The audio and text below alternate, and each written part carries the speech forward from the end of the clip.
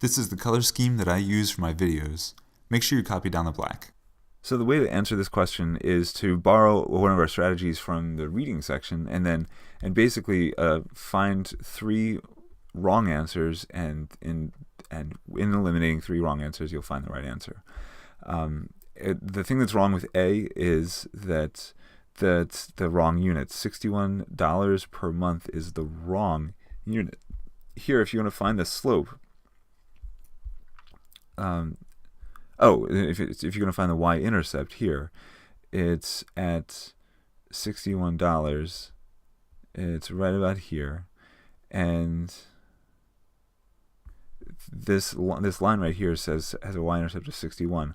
What are the units on this y-intercept? The units on this y-intercept would be the units on the y-axis, and that's percent.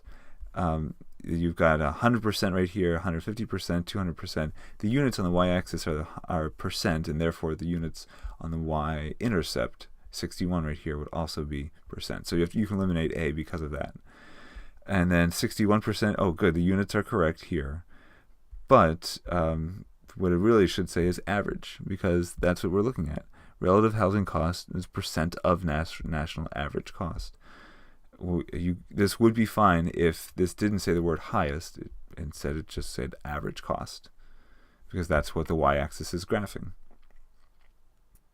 The lowest housing cost in the United States, and that would be like right here, or even right here, would be about 61% of the average national cost.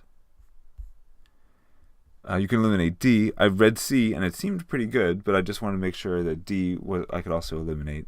And then if you read it, it just says in 2005, even cities with low population densities, so these cities right here, were likely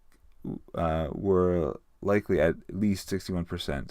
Well, that's not true, because although you could theoretically get down to 61%, here's one that's at 100%, and here's one that's at 80 or 90%. This is we don't want to be this certain, so you can eliminate D for that reason. And so therefore A is the best. Even in cities with low population densities, housing costs were never below 61%, and that's great. That's right here.